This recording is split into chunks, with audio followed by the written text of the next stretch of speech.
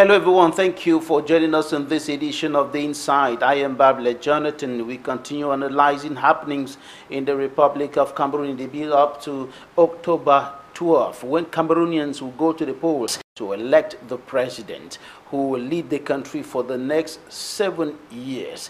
There is tension in the political space in the Republic of Cameroon. There is growing tension, and in the meantime, there are indications of come together between some opposition leaders who have been increasingly urged to unite in a common front in order to unseat the more than 43-year-old Biya regime. But this seems not to be happening, as the opposition leaders as of now remain on divided fronts, and in the meantime calls continue rising to the sky on the opposition leaders to come together, with some of the political analysts indicating that without this it will be difficult for a victory for the opposition. It will be difficult for a change in Cameroon, a change in the governance mechanism of the country after more than 4 decades of leadership of President Paul Biya.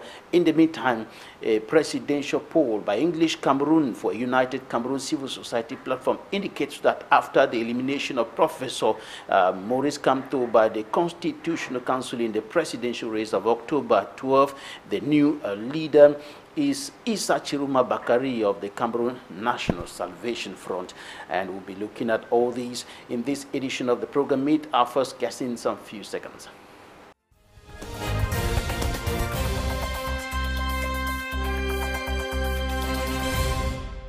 Dr. Benjamin Aki, coordinator of English Cameroon for a United Cameroon Civil Society platform, is joining us from Syracuse, New York, United States of America. You're welcome to the program. Thank you, Mr. Babila, for the invitation. I'm glad to be here. What's your reading of the happenings in the build-up to October 12, to the October 12 presidential election in your home country, Cameroon? I think this presidential election that we're preparing for on the 12th of October 2025, it's a further demonstration of the causes of the many problems that Cameroon is facing. These problems are manipulation of the political space, manipulation of the constitution, and restriction of competition that could lead to credible changes in the political space of Cameroon. That is, it is a prelude. We can now see the way that ELECAM is behaving, the way that the Constitutional Council adjudicate complaints brought before the Council. We can begin to predict that the government or the ruling party is preparing to carry out an electoral fraud again. This will confirm that the many problems that Cameroon has, especially the desire of the people of former Southern Cameroon to form a separate country, all these problems find their origin in the inability of the country to organize free, fair, transparent, and competitive elections. So we can see that the country is demonstrating that. But the question we have to ask ourselves is whether the people of Cameroon are able to realize that this is the problem and rise up together and fix that problem by behaving strategically as candidates for office and as voters voting for the next president, and as well as the people defending the idea that nobody should govern the people of Cameroon unless that person is elected by the sovereign will of the people in a competitive and transparent election. So I think we see this tension that is going on. The world wants to see whether Cameroon can be changed. I myself, I'm a federalist advocate. I am telling my brothers and sisters who want to separate in former Southern Cameroons, I'm telling them that Cameroon can be fixed. But it seems like the government, the ruling party, the CPP, is trying to demonstrate to everybody that Cameroon cannot be fixed. Cameroon cannot be made to be a competitive constitutional democracy with free, fair, and transparent elections. Earlier this week, the Constitutional Council rejected a petition filed by one of the presidential candidates, Barrister Akerimuna, demanding the invalidation of the candidacy of President Paul Biya, citing Article 118 of the Electoral Code, which states that anyone who willingly or by his own doing puts himself in a situation of dependence on any foreign person, organization, or country shall not be eligible. And the Constitutional Council rejected this petition. Barrister Akerimuna was demanding that President Paul Biya should be disqualified on grounds that he has been dependent on some foreign bodies on grounds or in the light of his health and, of course, his inability to lead the nation, according to Barrister Akerimuna. What do you think about this? I think this is a further demonstration of what I have just said. If somebody from former Southern Cameroon is arguing for separation from the union with Cameroon on grounds that Cameroon can never be a constitutional democracy with rule of law and with respect of the institutions that are put in place, they got further evidence this week. Because let's face it, even right up to this moment, Mr. Biya should not be president. He's incapacitated. He should not be president. And it is the place of the Constitutional Council to cognize that incapacitation of the president and declare the presidency vacant. But we have the problem that the institution, the political institution in Cameroon, they are based on the Franco-Catholic system where the president is everything. The Constitutional Council is Paul Biya, Elecam is Paul Biya, everything is the president who seeks to establish the country on a quasi one-party system with the president having so much power as an absolute monarch. So there is no doubt, because if there were to be a just outcome of the petition brought by Barrister Akerimuna, which as a political candidate is right to do so to demonstrate that the institutions are failing, if there were transparency, we would see that yes, Biya will be declared an ineligible candidate. First of all, the way he was put forward by the CPDM does not meet the standards of the instruments of the party itself. We can see when Mr. Leon Tele brought a case against Mr. Biya. The only reason Mr. Biya is succeeding in all these court cases is because the institutions are configured in the philosophy of the Franco-Catholic system, where the president is everything, and this president happens to be the person who is being targeted by this lawsuit. So they cannot prosper. It just means that the institutions, unless the people rise up and denounce the institution and denounce the president himself, it is difficult for you to see how those institutions can willingly admit that this president has either lost the right to become a candidate or has lost an election. We are about to see that. We are about to see how blatant Elecam is going to try to demonstrate to us that this man, who is widely unpopular, he is the winner of the next election. That's what they are planning to do. But it is up to the people of Cameroon to recognize that the institutions are all taken captive by the man who himself is now considered to have been taken captive by those who surround him. And the institutions give him power, but his physical and mental abilities are such that he's dependent on somebody else. So you have an extreme case where concentrated absolute power is in the hands of somebody who is not able to properly exercise this power, and that person has delegated his signature to his secretary, and his secretary, in collaboration with his wife and with all the institutions of the state, they are basically organs of the CPDM party, and they operate together to deny the people of Cameroon a true competitive election. The officials of elections Cameroon who were, I should say it that we, members of the CPDM, who say that, or have said already several times, that they had resigned from any position from within the ranks of the CPDM. Now, let's look at this concern about possible political unrest. There are fears of political unrest should the presidential election fail to be transparent, credible, and acceptable. Do you have fears in that perspective? Well, I don't. Some people characterize it as violence, as unrest. I think protests are a political process. They are part of the political process. We can see even in Francophone systems, in Ivory Coast, people protest. How many times have you seen people in Cameroon protesting, despite what they are going through and suffering? The point is that the government in Cameroon does not enjoy the popular support of the people. It governs against the will of the people. And one way to demonstrate that is for the people to go out on the street and protest.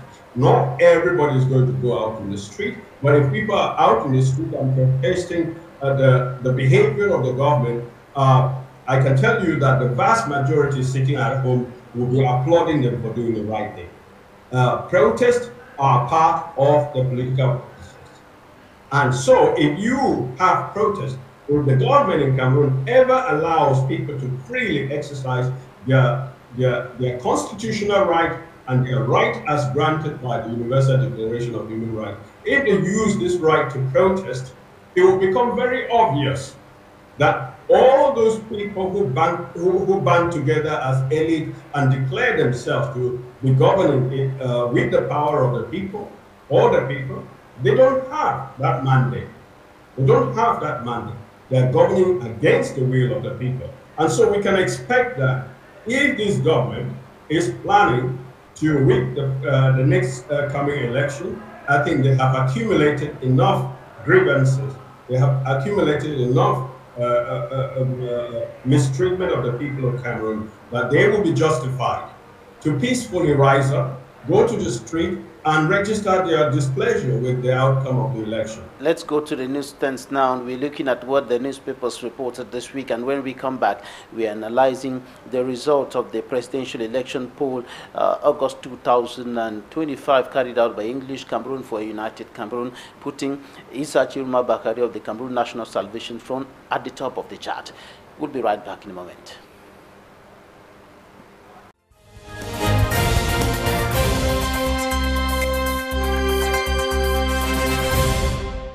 Cameroon Tribune reports that Elections Cameroon, political parties and the administration are working together to ensure a transparent presidential election October 12, 2025 through the recruitment of representatives to monitor the election process, the displacement of some polling stations, and the accreditation of observers. The Guardian Post tells its readers that Akere Muna took to the Constitutional Council to demand the invalidation of the candidacy of President Paul Biya over Article 118 of the Electoral Code, stipulating that anyone who decides to put him or herself in a position of dependence on any foreign person, organization, or country shall not be eligible, but the petition has been rejected.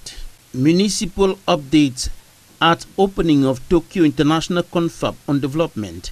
Biya calls for synergy to sustain global stabilization efforts. The message was echoed by the representative of the President of the Republic, Prime Minister Chief Dr. Joseph John Gote, as reported by the Chronicle Times. And another issue of municipal updates talks about new horizons of relations between Japan and Cameroon. The Guardian Post goes further to indicate that on the sidelines of the Tokyo International meeting, Prime Minister Joseph John Gote and his Japanese counterpart discussed ways of boosting ties between the two countries. According to the Guardian Post, the Minister of Public Works has hailed the construction company in charge of executing the tarring of the Ndung-Kambe Road in the northwest region of the country for a considerable pace and quality execution of the project.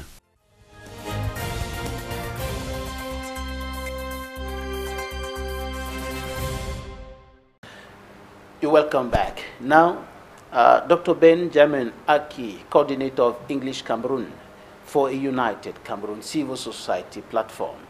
Your organization, your platform carried out a presidential election poll in this August 2025, and that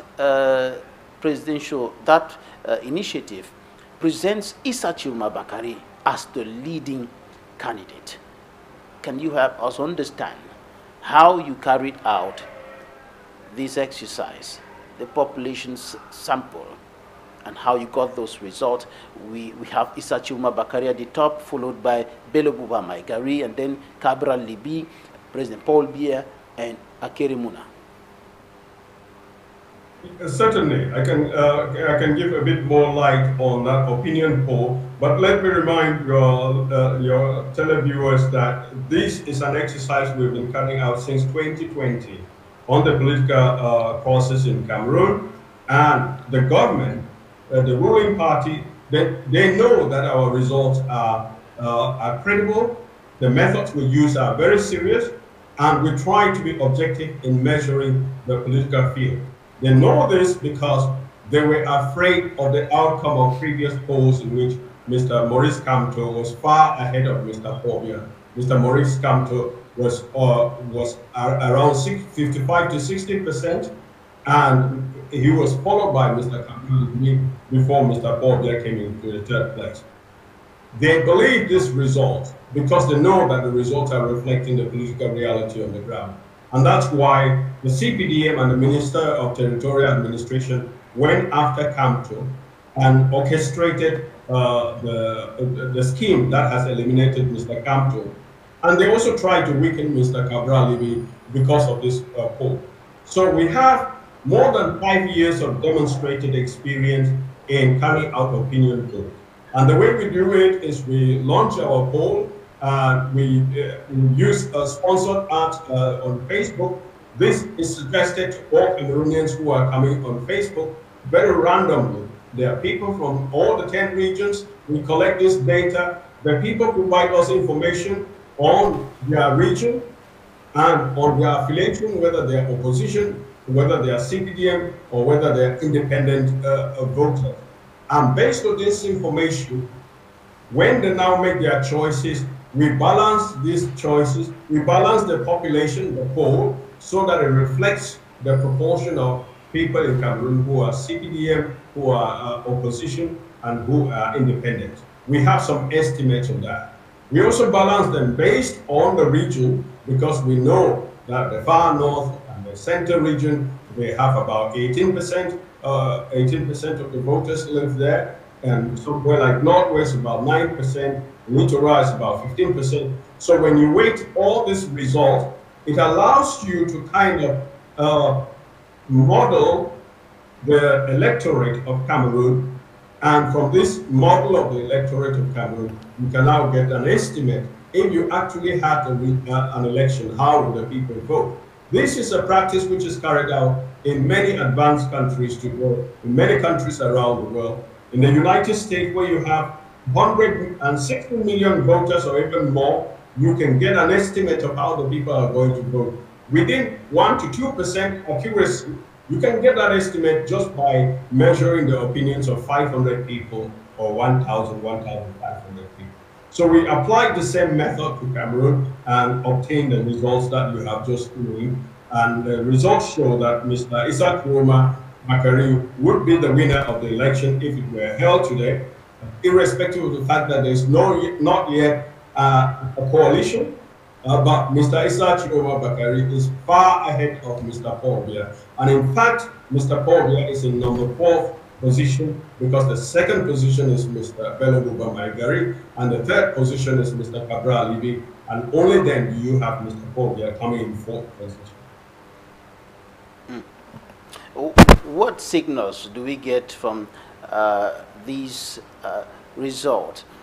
Are we saying that according to these findings, your findings, there is possibility of change from the 4-decade-old Biya regime in Cameroon today? Yes, so the first lesson we get from here is that it is useless for the CPDM to try to eliminate strong candidates like Mr. Kamto. The electorate is very intelligent. The electorate, they want change so badly that they will be able to orient themselves strategically in response to actions of the government. So because Mr. Kamto was eliminated, and we have Mr. Bello Buba and Mr. Issa Chiroma resigning from government, and since the resignation, you can understand that Mr. Issa Chiroma Bakari has demonstrated some instincts and some timing that make him a politician that can win the support of the people. For instance, he was the first to denounce the elimination of Mr. Kamto as unjust, and it would lead to an election that will not be inclusive. And he was there in the Constitutional Council to give his solidarity to Mr. Kamto. So what we see in the poll is that in the southern regions, especially the southwest region, those who supported Mr. Kamto have now sympathized with Mr. Chiroma because Mr. Chiroma seems to give a clean break with the regime, and he seems to show more solidarity with those who are treated unjustly by the system. And that's why you can see that he's rising to the top in the southern regions. And when you go to the north, prior to his resignation and the resignation of Bello Buba, the opposition had some weakness in the north. There were no strong candidates from the north competing. And so the opposition was mostly littoral, center, and west dominated region. But the coming of Mr. Issa Chiroma has invigorated the electorate in the north, so they have the sympathy. And in the southern regions, we have supporters of Mr. Kamto sympathizing more and more with Mr. Issa Chiroma. And I think that he has momentum, and his support is only going to continue to grow, and grow even to more than 50%. Our estimate is conservative. Right now, he may be stronger than the 39% which our model produced. In our model, we try very hard to be generous in proportioning what part of the electorate is CPDM. That allows Mr. Paul even to come close to 10%. I am sure if the election is carried out today, he will not have up to 10%. It is so bad that he will not have up to 10%. But we have a very conservative model which realizes that people in the CPDM will doubt our result. So we are generous towards them in weighting the proportion of CPDM in the result. But I can tell you, it's a very, very, very bad situation for the CPDM. They missed an opportunity to change Mr. Paul Biya and to put forward a strong candidate like Mr. Joseph Ngoti, who was identified in previous polls as the leading opposition candidate. Or as a possible candidate who can bring about victory for the CPDM, you mean to say, right? I beg your pardon? You were talking about Prime Minister Joseph John Ngute, who was identified in previous polls as a possible candidate who could bring about victory for the CPDM. Yes, indeed. If Mr. Paul Biya had realized that his support is dwindling very fast, because right now, I think if I were to advise Mr. Paul Biya, I would advise him to withdraw from the election, because he is about to be humiliated and exposed for being a fraud all these 43 years. It is worse. But if he had realized that he has reached his lowest in terms of support among Cameroonians, there are many CPDM people who participated in the poll and they are voting for the opposition. They are voting for Issa Chiroma Bakari, or they are voting for Bello Buba. So if Mr. Paul had... Dr. Benaki, let me just come in there. Why do you qualify the President of the Republic as a fraud?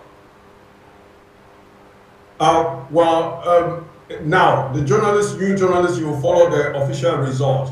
But we agree that in 1992, the American diplomats, the foreign diplomats, and even people like Abed Njonga, they are able to tell us now that the winner of the 1992 election was Mr.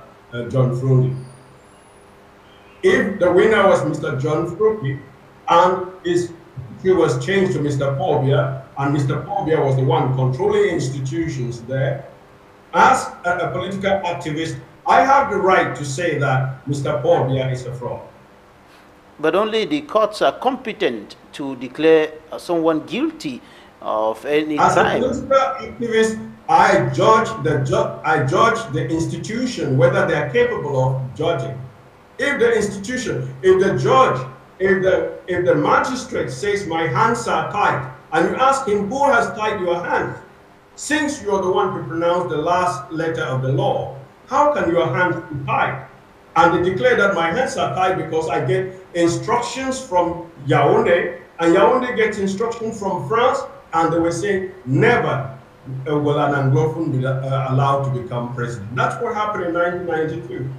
So there is a distinction between justice as understood from the perspective of God, looking at everything that we do, and justice as pronounced by a corrupt system.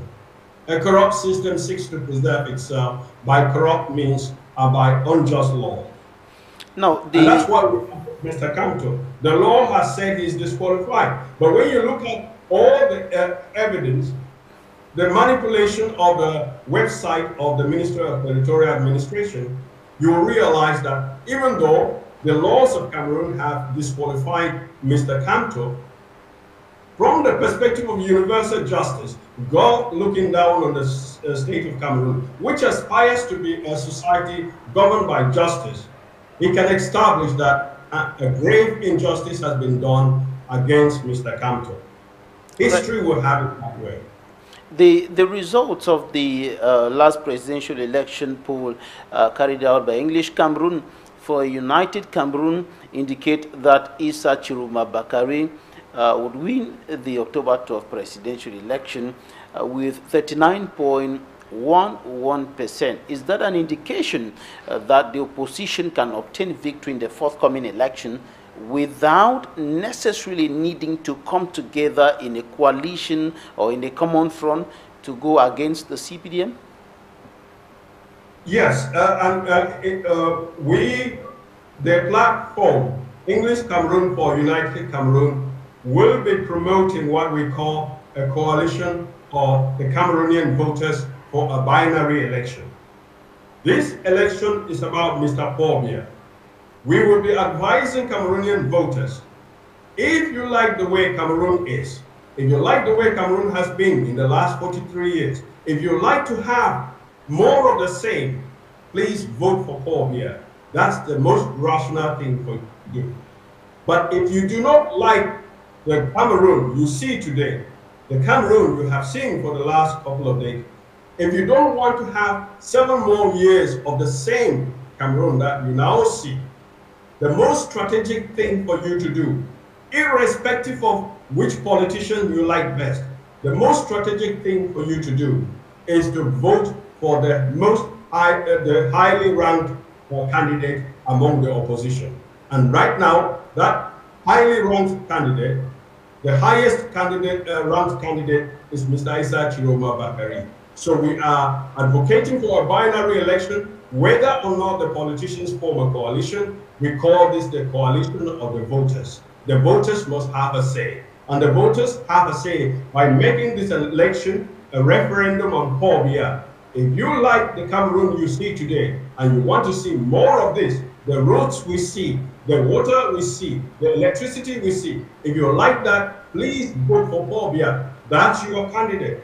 But if you do not like these things and you want to change, the most rational thing for you is to vote the candidate with the highest ranking in the opinion poll, and that candidate right now is Mr. Issa Chiroma Bakari. And I'm sure that in the next couple of weeks, his support is going to rise from that 39% to 50% and even to 60% by the time of the election. And when that dynamic is going to demonstrate itself in the poll, I'm not surprised that we will have some candidates from the opposition openly endorsing Mr. Issa Chiroma Bakari. And it is possible also that Mr. Kanto will openly endorse Mr. Issa Chiroma Bakari. When that happens, irrespective of how many candidates are running separate campaign, whether it's the SDF, whether it's ECRN, we will have an election in which it will be daylight between Paul Biya and the highest ranked candidate. And when that happens, if the victory of that candidate is taken away, we will be testing all the politicians, the opposition politicians, to see whether they join Paul Biya in fighting the victim of the fraud, or they join the choice of the people to defend that candidate that the people have chosen. This is a coalition of the voters. There is already a coalition, as the poll shows. The people are wise. The people know that to get Paul Biya voted out of office, you have to go with the highest ranked candidate who has a base in the north and who has sympathy in the south. And this sympathy and the base, they are all going to continue to grow as we go ahead. Right. Thank you so much, Dr. Benjamin Aki, coordinator of English Cameroon for a United Cameroon Civil Society platform. Thank you so much for your time and the insights you've shared with us today. Thank you very much, Mr. Babila, for the invitation, and thanks to your televiewers. Thank you, ladies and gentlemen, for staying with us. Coming up right now, interviews of the week.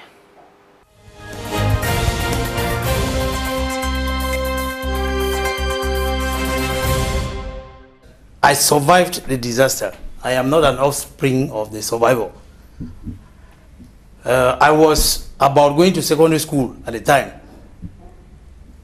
The government gave us a scholarship, Lenyo scholarship scheme. And what I can remember is that 2 years after that scholarship ended, I was just promoted to Form 3. It ended.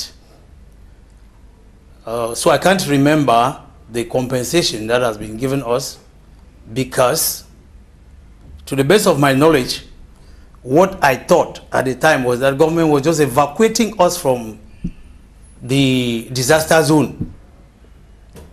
But after that, they took us to 7 different camps.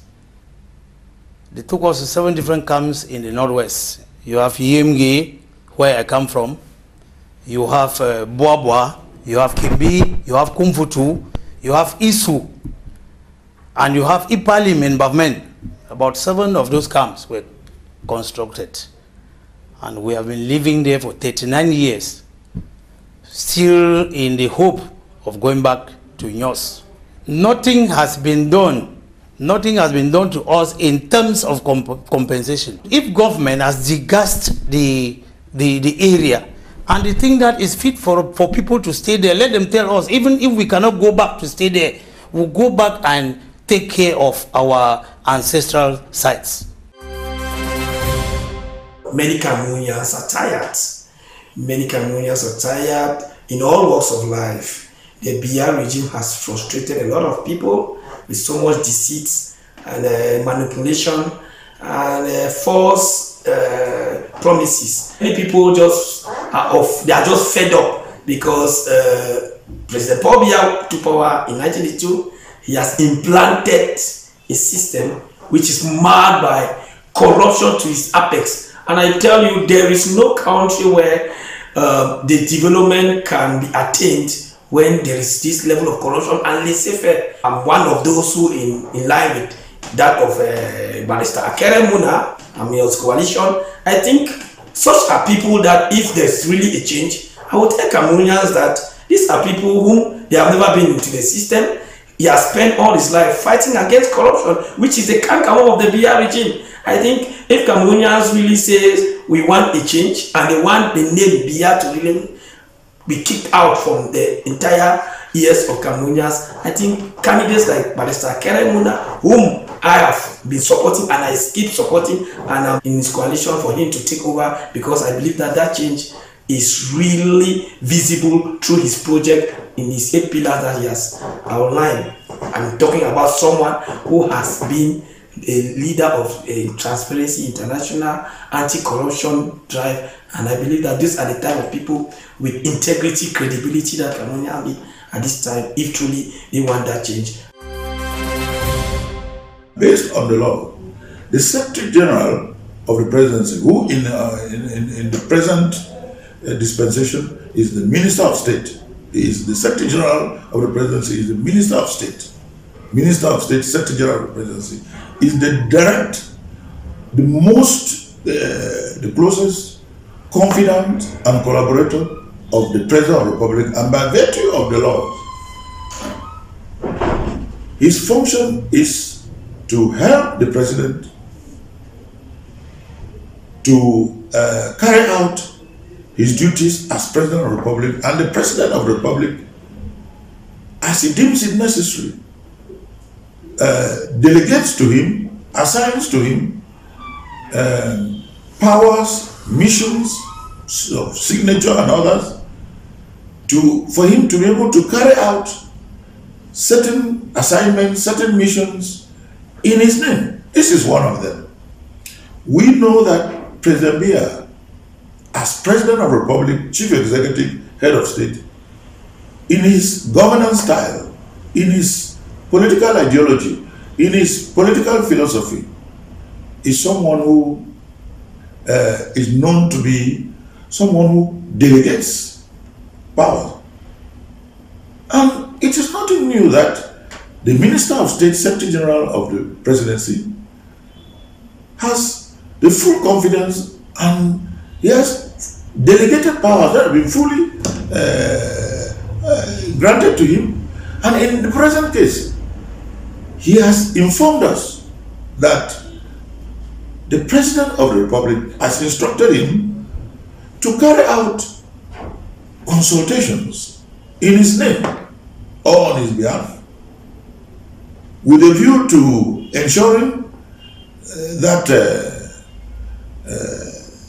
the presidential election goes on within the values, within the norms, and according to the law, and so forth and so on. In other words, in peace, in unity, in conviviality. Those groups or associations or personalities that the Minister of State, Secretary General, has received so far, whatever has been discussed, this is for sure in the interest of, in the national interest, in the general interest, in the public interest, and is in accordance with the laws and with the Constitution. So, for the common person that you and I are, we know that based on these consultations, you feel that there will be peace. Based on these consultations, you feel that the unity of the state will not be compromised. You feel that the integrity of the territory of our state will not be compromised. You feel that the electoral process, there's credibility.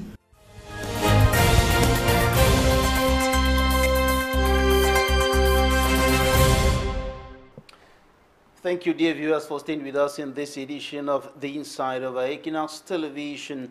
And joining us right now from London in the United Kingdom, Michael Taki is the chairperson of the Cameroon Federalist Groups and Activists CCFGA.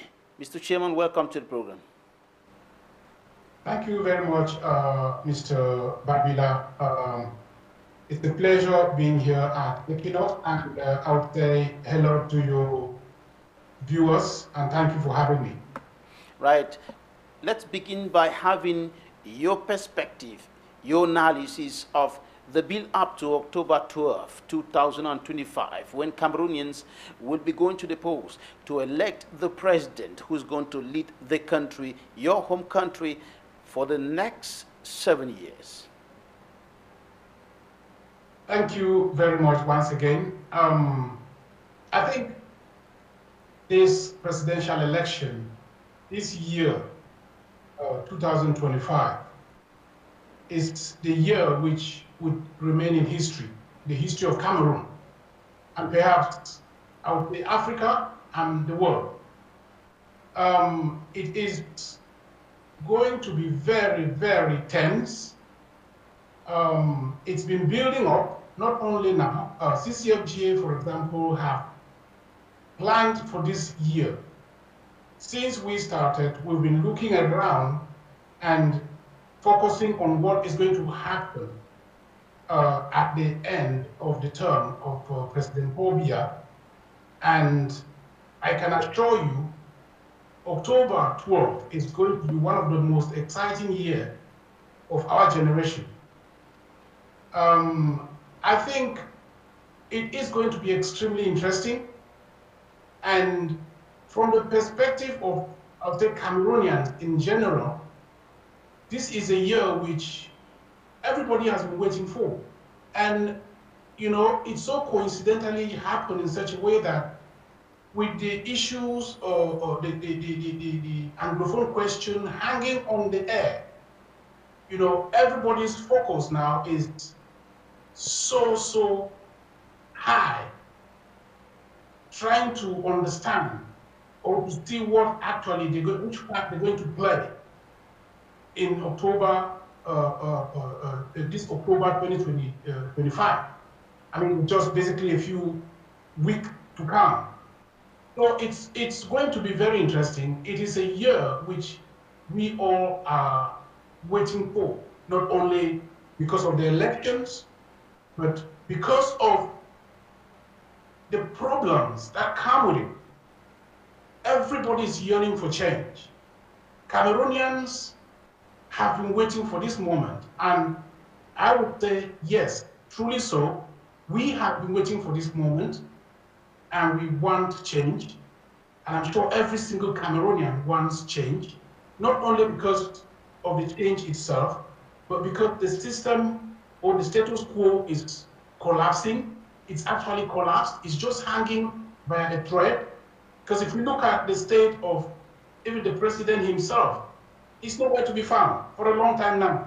We've seen his public appearances for the past couple of months, and it's indicating that he is, I would say, incapacitated. He cannot really run this country in all fairness. So it is time. We expect him, or expected him, not to have gone into this, to have tabled his candidature, because nature is against him. He's supposed to be resting. However, since he is contesting, which is something that is, I would say, unfair on him, because unlike every other candidate that we saw going to Elecam to table in their candidature, he did that in absentia. And morally, I think this is not, you know, it's beyond explicable.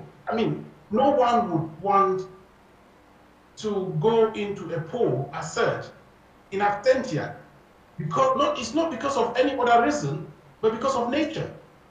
We have a 92 years old coming in to contest with his own children. If you look at some of the youngest candidates we have, are like his grandchildren. So this year is interesting. The whole world is actually watching. If you tune into international media, they talk about Cameroon in a very unusual way, and the main thing that comes all the time is the fact that we are having a contestant who is about 90 years plus. And going by the term of office, he should be about 99 if he wins this year. So he should be about 99 before his term elapses. So yes, it is a very interesting year indeed, and we are waiting, and we are prepared, not just waiting, we are actively engaged in the political activities, making sure that we have some change this year. If we follow the polls or follow the aspiration of Cameroonians or the opinion of Cameroonians, which I think I challenge the Elecam to respect, then change is inevitable this year. Another thing Cameroonians are looking up to after October 2025 is lasting solutions, a resolution of the close to a decade-old Anglophone crisis and the decades-old Anglophone problem in the northwest and southwest regions of the country. Many Cameroonians are looking up to a president who will not only try, but who will solve the problem. President Paul Biya has done a series of things, has undertaken some effort to solve the problem, but the problem is still there. Killings have continued, abduction, kidnapping, destruction. The situation remains volatile in those two regions, with several schools still closed. Few weeks to the start of the 2025-2026 academic year. And Cameroonians are looking up to a president who will bring lasting solutions to this problem. What's your analysis of the current situation in those two regions? How do you perceive the situation on ground? The Anglophone crisis, I think this question is one of the reasons why any smart or right-minded thinking Cameroonian or any Cameroonian who is seeking a united Cameroon or any Cameroonian who is fair to themselves, if they look at this problem or this crisis on the table, all accusing fingers will go first to the regime in place. It's obvious, there is a lot of evidence, stark evidence out there that the regime in place will not solve this problem. Not that they cannot solve it, it's simply because they themselves are complicit. All right? It's a problem that is created by this regime. It's a problem that the regime itself knows right to the core that they avoid. It is what we all know that there is no way you can dress or cure a wound by putting just a very nice dressing on top. You would have to go right deep into the core cause of that wound to make sure that you're not covering it up. This is the regime doing it. They would say they attempted, via I would say, the monologue that they had. That was not a dialogue. It was the government or the regime trying to do grandstanding or showcasing to the world that they are trying to solve a problem by talking to themselves. The government, if they wanted to genuinely solve this problem, I think they would have done that a long time ago. The problem would not even have come up in the first place. Okay? Because this problem did not just spring up one day, or people didn't just get up and have this problem.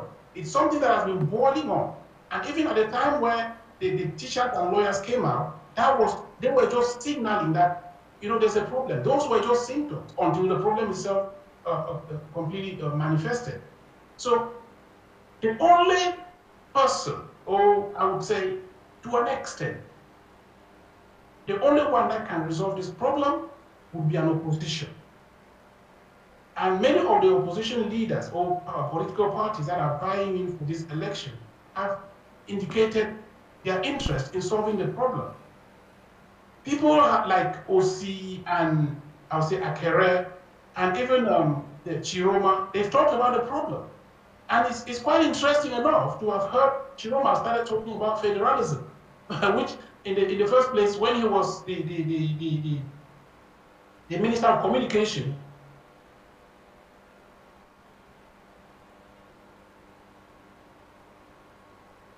that the Anglophone should be worried about.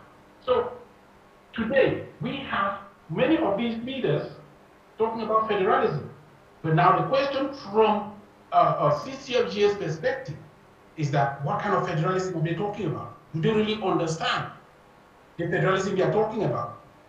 A typical example is the SDF. I have seen a brief federalist agenda from the SDF. I have seen what they have inside. But then, unlike any other parties, they have openly declared, and in detail, I would say, other political parties have talked about it. Before Campo got eliminated, he did show some interest that when he comes in, he would make sure the Anglophone question is answered. He outlined a couple of ways in which he's going to do that. I think OC even said he gives 100 days in office to resolve the Anglophone question. So all these, there is the idea or the issue of federalism and the Anglophone question. CCFGA talked about federalism as a way to solve the Anglophone question once and for all. But the details of how to do that would depend on a political vehicle, and which is why we're calling on political leaders, those who have a federalist agenda, to talk to us. And we also tell the electorate that we have a problem in Cameroon, and in particular, the North and Southwest regions. And we're telling Cameroonians that the North and Southwest regions, in quote, Anglophones, they came into a union, or I'll say a relationship with the Francophones. Any Cameroonian who is interested would understand that Cameroon had two colonial masters, the British and the French. So these are two partners, two equal partners that came into a relationship, and we are thinking that they came in through a federal system, and federalism should not be a new word. Our brothers and sisters in the Francophone region should not be afraid of the word federalism, and if they need to know more about federalism, they can refer themselves to the Canadian system. They will understand that it is not about, or it is about two people coming together and living as one Cameroon, but in a united system. So, right, the leaders, the political leaders that are coming in, or the opposition leaders that are coming into this election this year, they are the ones, not the government of President Paul Biya, who can solve this problem. Right, and they can only solve the problem by looking directly into it and going right back deep down to the root cause. Thank you. Right, just to make this precision, we're talking about the northwest and southwest regions, because there is the north region that has nothing to do with the Anglophone crisis. Now, the Federalist group, the Cameroon Federalist groups, and activist CCFGA, and other groups of Cameroonians from the northwest and southwest regions have been working out a solution for this problem. How far have you gone with that collaboration? How far have you gone with that initiative? Thank you. I think, for a start, CCFGA on its own have worked so hard, and part of the ways they worked so hard was bringing Cameroonians who have a federalist leaning together, so that we can pave the way forward. And one of the way forward, what we've done actually since then, is that we've supported financially and even morally some of these political parties that are going in for the elections this year. So we supported them via the voters registration campaign. We sent people to the fields. We sponsored them to go to the fields and campaign for registers, electorate to register on their names on the electoral register. We have linked, or we're working, we open to anyone, all right, especially from the North and Southwest region. We told the independentists that, we are from the same region, even though CCFGA is not limited to the North and Southwest regions, but we are open to discussions on how we can improve or make things better, especially taking advantage of this present political season. And we managed to forge a relationship which is still going on with the Southern Cameroons Alliance. I have been on your program before to talk about Southern Cameroons Alliance, which is chaired by Mr. Milan Atam. We're working with them. Part of the things, as you would, from the way what I've just said, that some of them, they include a civil society organization based on the ground. Some of them are independentists. So what are we doing? We are working with these, especially the civil, through caucuses with the Southern Cameroons Alliance. We've recently sponsored some visits to the prisons, and the campaign we have now, and we are pushing forward, is that we are looking forward to the presidential candidates, or we are pushing forward, challenging most of these the political leaders or the candidates, that they have to take forth the plight of the prisoner. We would want to hear them tell us what they want to do or intend to do with the prisoners. And precisely, we want some of them to have in their manifesto that they need the political prisoners to be released. All the prisoners of conscience should be released. And there will be part of the way to pave a discussion forward. So we are working with SCA, as I said, the group includes the independentists. Part of I would say, the agenda we push forth is that Cameroonians in the North and Southwest regions should be given equal chances to determine whether or not you are going to the polls. What do I mean? What I mean is that those who do not want or support any sort of elections in the North and Southwest regions, which is some of the things that I would say the independents say. They say we don't want election in quote, the North and Southwest region because it is not part of La Republique. We are telling them that it is Cameroon, and everybody should have the right to vote. It is their civil responsibility to partake in elections. And we're asking everyone, the independentists in particular, that they should not interfere with voting process, or they should allow Cameroonians in this region to go out to the poll and freely vote. Because if we were to restrict them from voting, we will be shooting ourselves on the foot.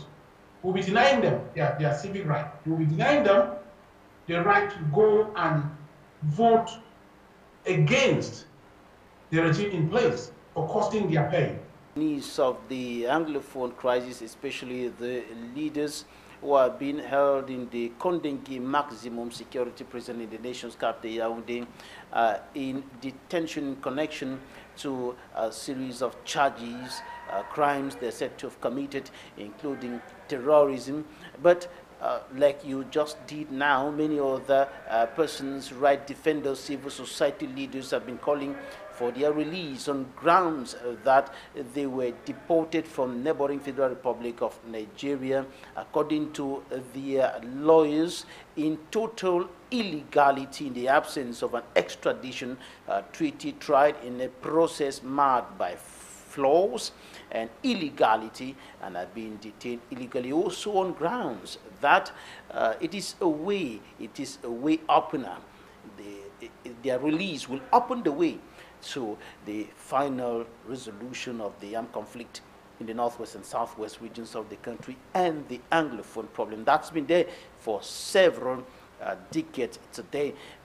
But in the meantime, you have been working with the different groups to bring about a solution, to press for the solution to the armed conflict. And you're telling us that the way forward is federalism. According to the CCFGA, the way forward is not separation, it's not cessation, but federalism. How convincing is this? The way forward is federalism, or not unitary state, and not independence, or independent or separate state. That is what the CCFGA is saying. At the moment, the regime in place have been, I would say, marginalizing the people of the North and Southwest regions. The regime in place, because of their so-called decentralization, the regime in place, because of their sham dialogue that we organized and said they were going to give the North and Southwest regions, I would say, a special status. The regime in place, because of all the atrocities that they're causing in that country, by one way or the other, using their colonial, non-elected divisional officers and, I would say, governors, have caused a lot of pains. Cameroonians, they are not ready to institute any, I would say, any system of government in Cameroon that is satisfactory enough to give the people their freedom. And we say only federalism can do that. Federalism would mean that people in each region would have to be able to choose their governors, their divisional officers, to choose their rulers.